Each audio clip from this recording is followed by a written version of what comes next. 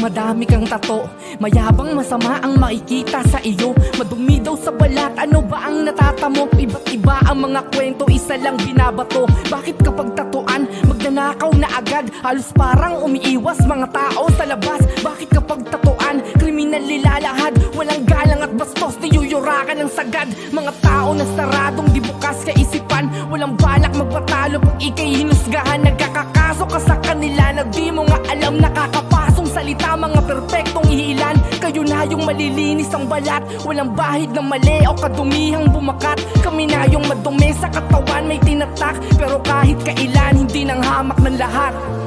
Oo, may tattoo ako pero di ako masama. Oo, may tattoo ako pero di ako masama. Oo, may tattoo ako pero di ako masama. Oo, may tattoo ako pero di ako masama. Oo, may tattoo ako pero di ako masama. Oo, may tattoo ako pero di ako masama. Oo, may tattoo ako pero di ako masama.